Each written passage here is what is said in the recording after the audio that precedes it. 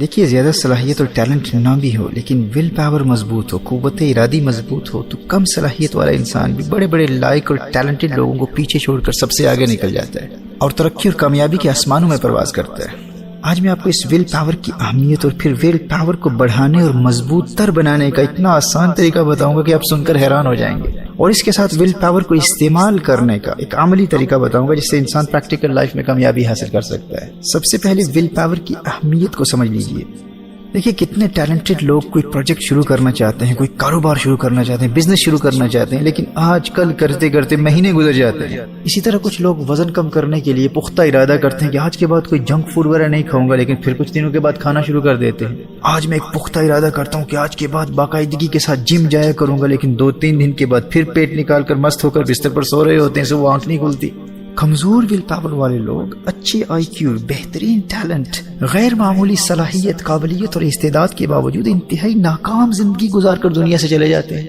اور دوسری جانب ٹیلنٹ اور صلاحیت کی کمی کے باوجود مضبوط ول پاور والے لوگ کامیابی کی بلندیوں تک پہنچ جاتے ہیں۔ اس حقیقت کی روشنی میں عملی زندگی میں قوت ارادی کی اہمیت کا اندازہ لگایا جا سکتا ہے کہ یہ ول پاور زندگی میں کس قدر اہم ہے۔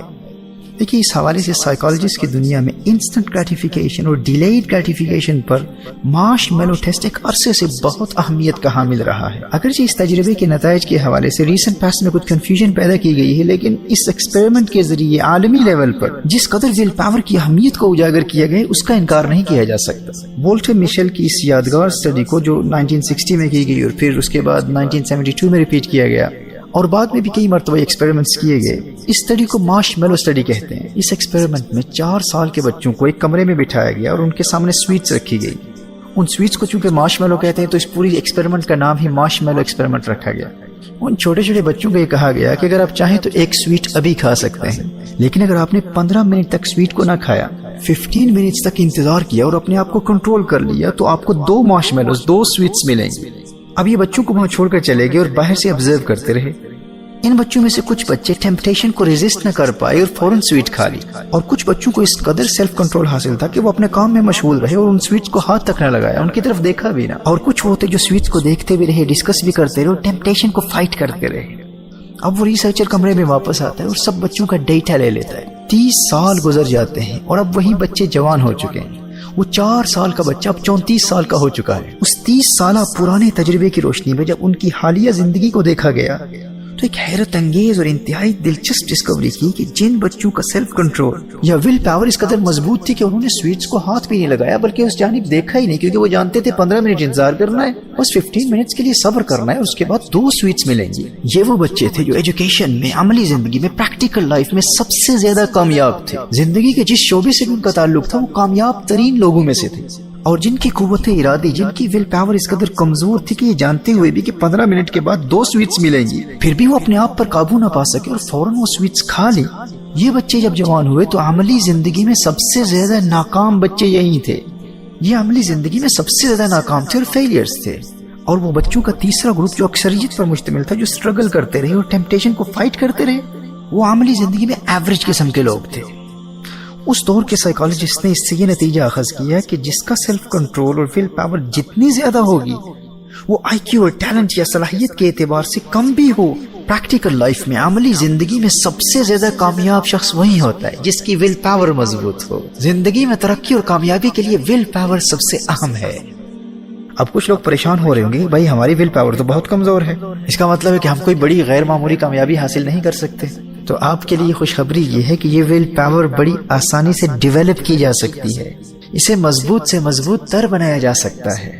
دیکھیں جس طرح آپ اپنی باڈی مسلز کو ڈیولپ کرتے ہیں، اپنے بائسیپس کو بلڈ کرنے کے لیے آپ جم میں جاتے ہیں اور ایگزسٹنگ موجودہ بائسیپس پر محنت کرتے ہیں، ان کو پمپ کرتے ہیں، یعنی موجودہ بائسیپس کو استعمال کر کے اپنے بائسیپس کو بلڈ کرتے ہیں۔ این اسی طرح آپ اپنی موجودہ کمزور ول پاور پر محنت کر کے اسی کو بڑھا سکتے ہیں۔ گزشتہ 20 سالوں میں نیورو سائنس میں اس فیلڈ میں بہت کام ہوا۔ انسانی دماغ میں ایک خاص ڈیولپڈ حصہ ہے جسے پری فرنٹل کورٹیکس کہتے ہیں۔ انسانی دماغ کا یہ حصہ ہمیشہ مشکل کام کرنے میں ہماری مدد کرتا ہے، یعنی ایک ایسی قوت پیدا کر دیتا ہے کہ جو کام کرنے کا ہمارا بالکل دل نہیں کرتا، ہمیں بہت بورنگ لگتا ہے، یہ ہمارے اندر وہی کام کرنے کی توانائی پیدا کر دیتا ہے۔ اور جو کام ہمیں انتہائی انٹرٹیننگ اور انتہائی دلچسپ لگتا ہے لیکن ہم اس سے بچنا چاہتے ہیں، ریزسٹ کرنا چاہتے ہیں، بچنا چاہتے ہیں، تو اس انٹرٹینمنٹ سے بچنے کی یہ ہمارے اندر صلاحیت پیدا کر دیتا ہے۔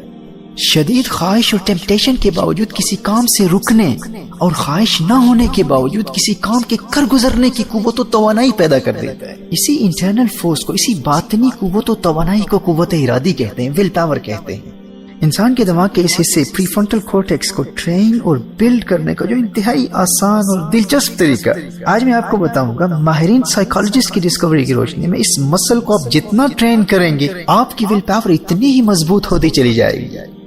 اچھا، یہاں یہ بات بھی بڑی اہمیت کی حامل ہے کہ سائیکالوجسٹ کے نزدیک کمزور ول پاور والے لوگوں کو اپنے لیے بڑے گولز اور مشکل گولز اور لانگ ٹرم گولز ہرگز مقرر نہیں کرنے چاہیے۔ کمزور ول پاور والے لوگوں کو اپنی ول پاور کے مطابق چھوٹے چھوٹے گولز، شارٹ ٹرم گولز، قلیل مدت والے اہداف سے آغاز کرنا چاہیے، کیونکہ جب وہ چھوٹے چھوٹے گولز اچیو کر لیتے ہیں نا تو ان کا یہ چھوٹے چھوٹے گولز اچیو کر لینا ان کی ول پاور کو مزید مضبوط کر دیتا ہے۔ اور اگر قوت ارادی کمزور ہے، برین نروز ہی مضبوط نہیں ہے، گول بہت بڑا ہے، ڈریم بہت بڑی ہے، تو انسان جب وہ گول حاصل ہی نہیں کر پاتا تو وہ ایگزسٹنگ ول پاور بھی ختم ہو جاتی ہے اور پھر وہ بالکل ہی ہمت ہار کر گھر بیٹھ جاتا ہے۔ وہ پہلے سے ہی ول پاور بہت تھوڑی تھی، اب جب بڑا گول اکمپلش نہ کر پایا تو وہ ایگزسٹنگ ول پاور ہی ختم ہو گئی۔ ہمارے یہاں ایک بہت بڑا المیہ یہ ہے کہ کچھ ایسے لوگ جو خود زندگی کے ان مراحل سے گزرے نہیں ہوتے، ان کی اپنی زندگی کی کوئی سٹوری نہیں ہوتی اور چند کتابیں پڑھ کے وہ موٹیویشنل اسپیکر بن جاتے ہیں۔ ایسے سو کالڈ اور نام نہاد ایموشنل اسپیکرز لفاظی اور جذباتی جملوں کے ساتھ لوگوں کو عارضی موٹیویشن تو دیتے ہیں لیکن اپنے مخاطب کے مزاج، اس کے ٹیمپرامنٹ کو مد نظر رکھتے ہوئے اس کی ول پاور کے مطابق گولز مقرر کرنے کا پریکٹیکل طریقہ نہیں سکھاتے، جس کے نتیجے میں ایک کمزور ول پاور والا شخص عارضی جذبہ لے کر اٹھتا ہے کہ ہاں بھائی اب تو میں انسٹاپیبل ہوں اور اتنے وقت میں کروڑ پتی بن جاؤں گا، ارب پتی بن جاؤں گا اور دنیا میں چھا جاؤں گا، اپنا کاروبار دنیا بھر میں پھیلا دوں گا، اور پھر دوسرے دن یار لوگ اپنے بستر پر پھیلے ہوئے ہوتے ہیں، صبح آنکھ ہی نہیں کھلتی۔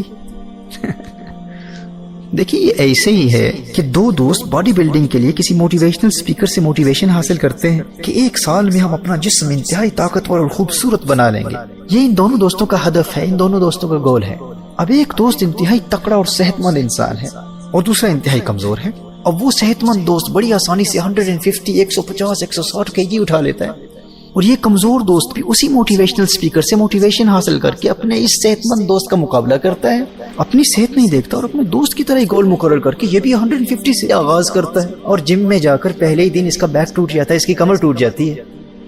بڑا مشن لے کر چلے تھے باڈی خوبصورت بنانے کے لیے اور پہلے ہی دن کمر توڑ کر ہاسپٹل میں پڑے ہوئے، اور پھر ساری زندگی جس روڈ پر وہ جم ہے اس روڈ سے بھی ڈر لگتا ہے۔ اور 1 سال کے بعد جب اس کا وہ صحت مند دوست مسلسل باڈی بلڈنگ کے ذریعے خوبصورت باڈی بنا کر کامیاب ہو جاتا ہے تو یہ کمزور دوست حیران ہو کر کہتا ہے کہ دونوں نے ایک ہی موٹیویشنل اسپیکر کو سنا تھا، ہمارا مینٹر ایک ہی تھا، ہم نے ایک ہی بندے سے موٹیویشن حاصل کی تھی، ہمارا گائیڈ ایک تھا، ہمارا موٹیویٹر ایک تھا، لیکن میرا یہ دوست کامیاب ہو گیا اور 1 سال گزرنے کے بعد میں تو پھر بھی وہیں کا وہیں پڑا ہوں۔